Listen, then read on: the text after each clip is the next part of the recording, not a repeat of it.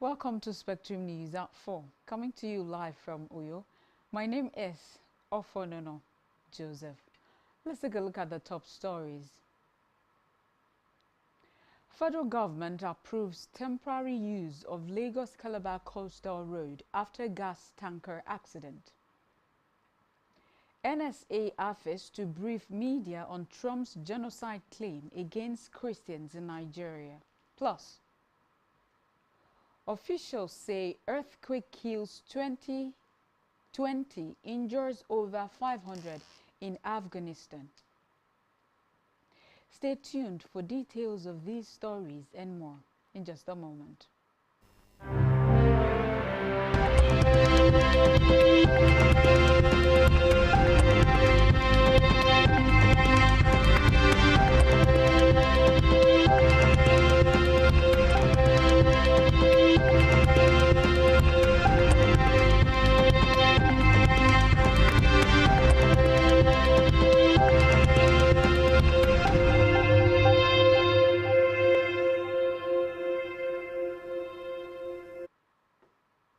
Good afternoon and many thanks for joining us on the news at 4.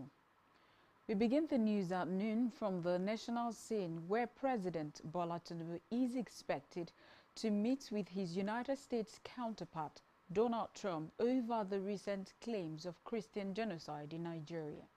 Disclosing this in a statement on X, the special advisor to the president on policy communication Daniel Bwala said the meeting would happen in the coming days. Bwala stressed the commitment of both leaders to combating insurgency and terrorism, saying Trump has supported Nigeria by authorizing arms sales, which the president has effectively utilized in the fight against terrorism, yielding significant results. He explained that differences in perception regarding whether terrorists in Nigeria target only Christians or people of all faiths would be discussed during the meeting, which could be held either at the State House in Abuja or the White House in Washington. In a related development, the Office of the National Security Advisor (NSA) and security chiefs will brief the media later today. The briefing is in response to the threat by U.S. President Donald Trump to send troops to deal with terrorists in Nigeria. The Director General, National Orientation Agency (NOA), Malam Lane Issa Onilu, disclosed this at the monthly National Joint Security Press Briefing, aimed at updating the media on the ongoing activities of government to contain insecurity and other vices. Issa Onilu said the briefing will provide adequate response to the allegations of genocide.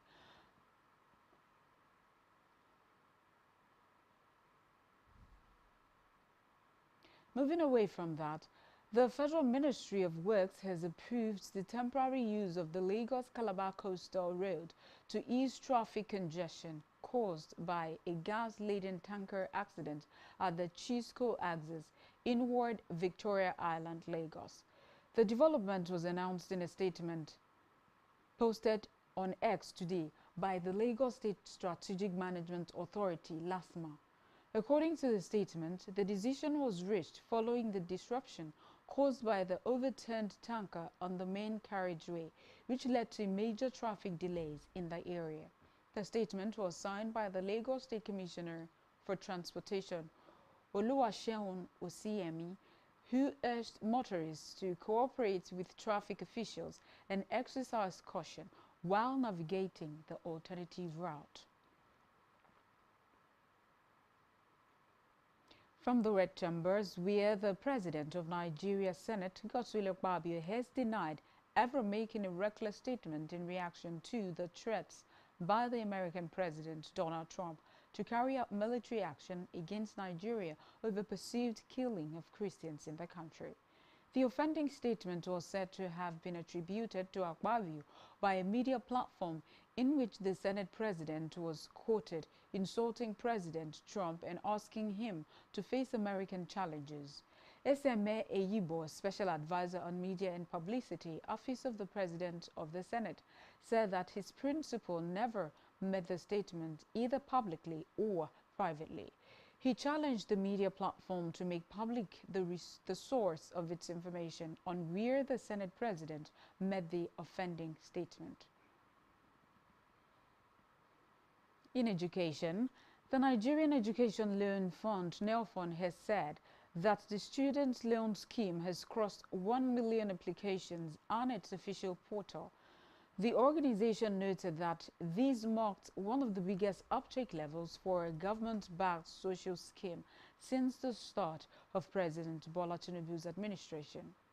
NELFund, in a statement by the Director of Strategic Communications, Osheyemi Oluwatuyi, stated that the milestone comes barely 1 year after the program's launch on 24th May 2024, describing it as proof that the Student Loan Initiative is gaining strong national traction and public trust. It said that over 116 billion naira has so far been disbursed to students across universities, polytechnics and colleges of education in Nigeria, covering institutional charges and upkeep allowances. On security matters, the Chief of Naval Staff, CNS Vice Admiral Idi Abbas, has approved the redeployment of 65 Rear Admiral and appointment of principal staff officers and commanders across its units, commands, and 3 service institutions. Spokesman of the Nigerian Navy, Commodore Adams Aliyu, announced this in a statement today. According to the statements, the redeployment signaled the renewed effort of the Navy to fulfill her constitutional mandate, sequel to assumption of office by the Chief of Naval Staff. Those affected by the new development are Rear Admiral Suleiman Abdullahi, previously at the Defense Headquarters DHQ, now appointed Chief of Logistics at the Naval Headquarters Abuja. Rear Admiral Kasim Bushi, previously at the Headquarters Naval Training Command, now moved to International Maritime Institute of Nigeria, IMION, as Executive Director. Rear Admiral Suleiman Dahun, previously at Naval Headquarters, now appointed as Director Defense Cooperation at the DHQ, amongst others. Back here, the paramount ruler of Ibesikwa-Asutan local government area, who is also the village head of Akbautong, His Royal Majesty Edidam III Clement Francis Ekpenyong, has continued his grassroots development initiative with a courtesy visit to communities across the council area under the theme Idongobadie, meaning how is your village governed? The visit, which climaxed in Akbautong village, brought together traditional leaders, youth leaders, and women who presented their development needs and concerns. Our correspondent, Wang Fonabasi Walter, who was there, completes the story.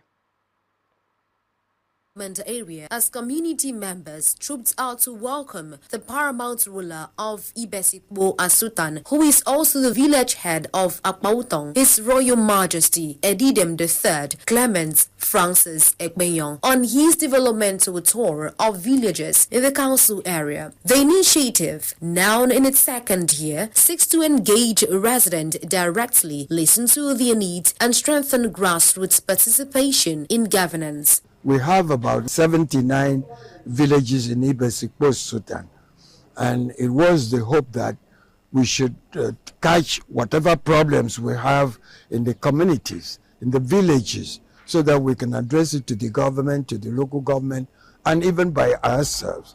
So we term it, we call it, how is your village governed? Idong Abadie.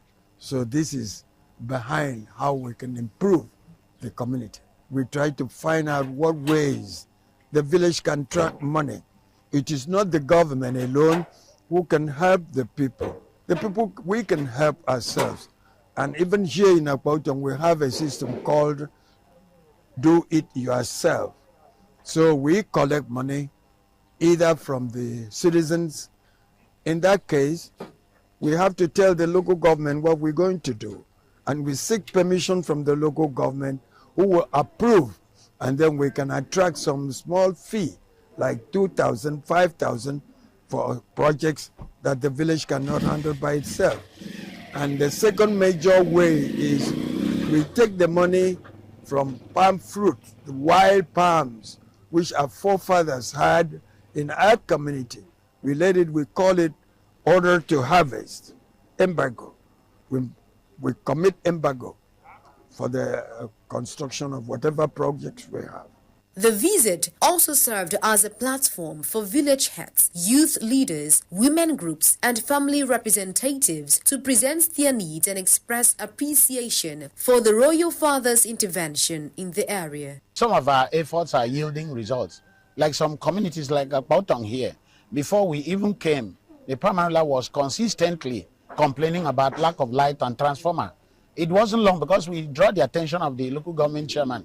He brought, I think, 300 kVA transformer. He donated it to Akpautong. And villages like Mikpong, Ikodedem, in the Ibesikpo clan, and about 7 villages have benefited from transformer, because it happens that paramount about all these needs was lack of lights. Our chairman, being a listening chairman, is very committed. You know, he's a young man. He's very pragmatic. He also listens to us.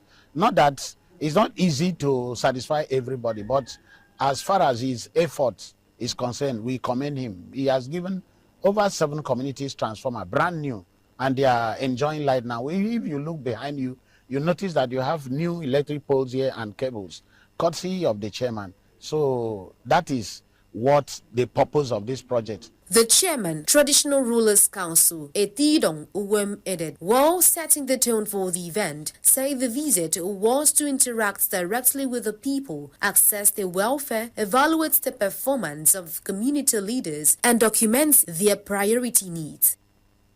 From water supply to health facilities and economic empowerment, the people of Akpautong village said the royal engagement has opened a new chapter in communal dialogue and hoped for improved development.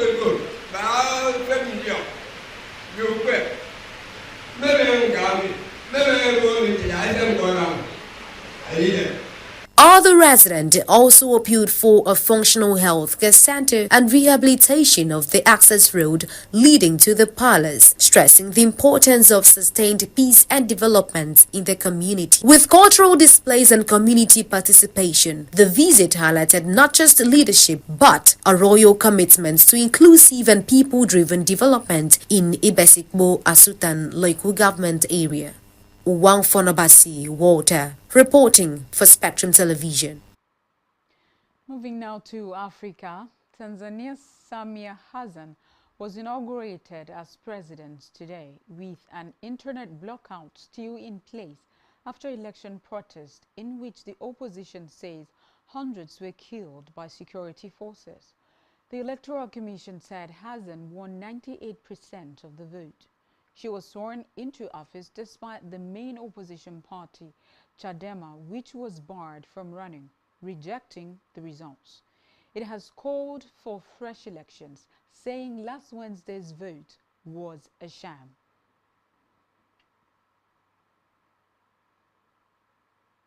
Still in Africa, Egypt's much-awaited museum showcasing the country's ancient history opened on Saturday after more than 2 decades of construction. Dignitaries, including prime ministers and presidents from around the world, descended on Cairo to attend the long-delayed grand opening. It was an extravaganza of pharaonic imagery, a drone light show depicting ancient gods and pyramids in the sky, and local pop stars. Located near the Giza pyramids in Phoenix, it is the centerpiece of the government's bid to boost Egypt's tourism industry and bring cash into the troubled economy. Speaking at the opening, Egyptian President Abdel Fattah al-Sisi said Egypt was writing a new chapter in the story of the ancient nation's present and future. On the foreign scene, German authorities said they had arrested a 22-year-old Syrian man in Berlin suspected of preparing a jihadist attack without giving details of the alleged plot.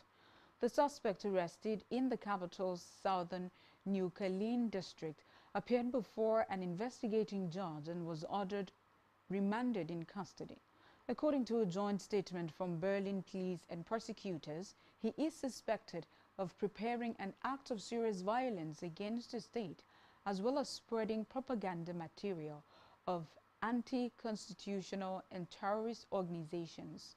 Reports say a search by special police units of 3 Berlin residential addresses linked to the suspect had turned up items that could be used to build explosives.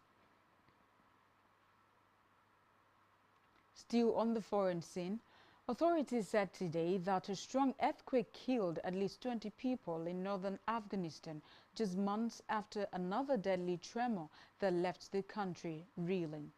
The 6.3 magnitude quake struck overnight at a depth of 28 kilometers, that's 17 miles, with the epicenter near the city of Mazar-e-Sharif, according to the U.S. Geological Survey.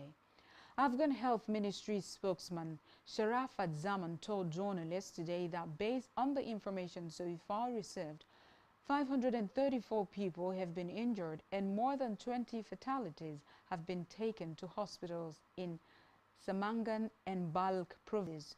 Reports also say that in Mazar-e-Sharif, one of Afghanistan's largest northern cities, residents were seen scrambling out into the streets.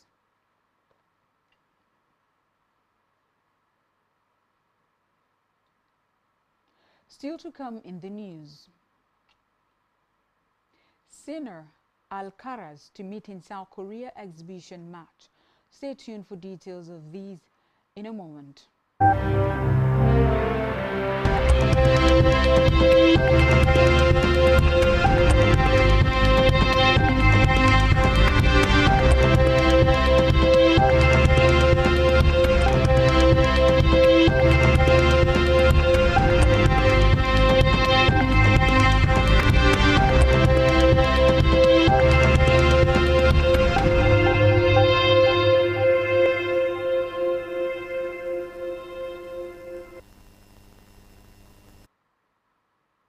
Welcome back. Glad to know that you're still with us.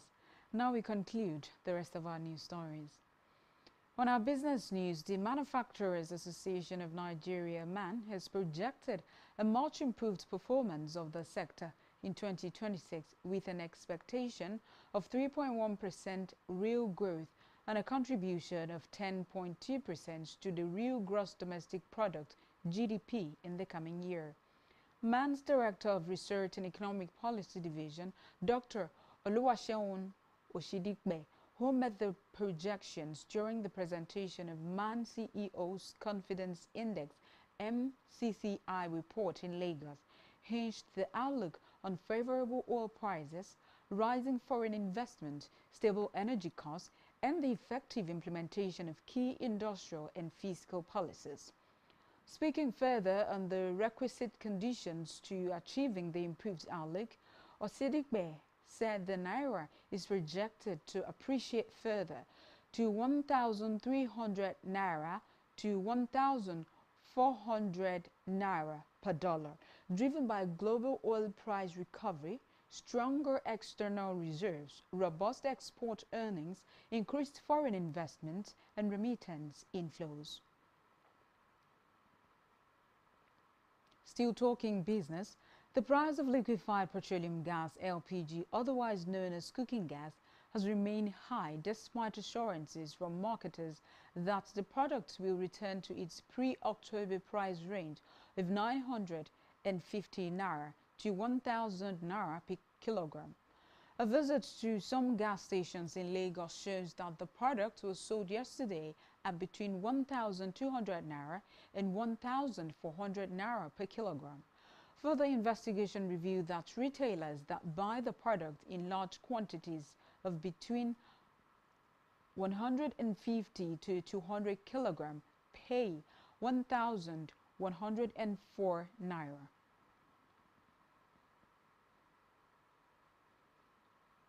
We move now to health news, where the National Agency for Food and Drug Administration and Control has disclosed that more than 80 containers of fake and substandard medicines and foods were being destroyed as part of its nationwide enforcement drive. The Director Investigation and Enforcement Chairman, Federal Task Force, NAFDAC, Dr. Martins Iluyomade, made this known at a press briefing to hint the public about a recent attack on its officials at the trade fair market in Lagos. Over the years, NAFDAC has battled a persistent challenge of fake, substandard, and counterfeit medicines and food items flooding Nigerian markets, particularly in major commercial hubs in Lagos. Still in health, the Nigeria Medical Association, Anambra branch, has called on Governor Chukwuma Soludo and security agencies to secure the freedom of their colleague, Dr. Tochukwu Banugo, who was abducted on October 30. The NMA made the call in a communique signed by Dr. Princeton Okam and Dr. Obiali Fayi, chairman and secretary respectively, at the end of an emergency general meeting held on Saturday. The NMA said Mbanugo, a consultant neurosurgeon with the Nnamdi Azikiwe Teaching Hospital, Newi, was kidnapped in front of his hospital at Urago, Newi, in the evening of October 30. The NMA said the kidnappers had not established communication with Mbanugo's family, relatives, friends, or colleagues as of the meeting time, urging the government and security agencies to rise to this challenge immediately.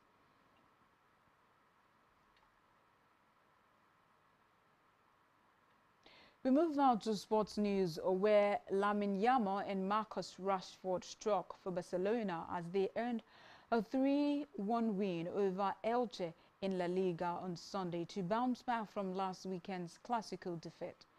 Ferran Torres was also on target for the Catalan Giants, who moved back into second place to trail leaders Real Madrid by 5 points.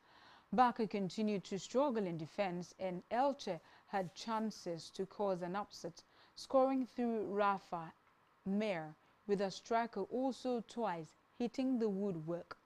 Hansi Flick's Barca have failed to keep a clean sheet in 6 consecutive league games in the midst of an injury crisis. The champions were missing Pedri, Gavi and Joan Garcia, among others, but were able to bring on Robert Lewandowski and Dani Olmo following spells out of action. Still talking sports, Jannik Sinner and Carlos Alcaraz will face off in an exhibition match in South Korea in January ahead of the Australian Open. Organizers said today Italy's Sinner upsurged his rival from Spain as world #1 after winning the Paris Masters for the first time on Sunday. The two best players in men's tennis will meet in the Hyundai Card Supermatch on January 10 in Incheon, near Seoul. Alcaraz, who has complained about there being too many matches on the ATP Tour, leads their head-to-head record 10-5. Meanwhile, Sinner will defend his Australian Open title in the first Grand Slam of 2026, which begins in Melbourne on January 18.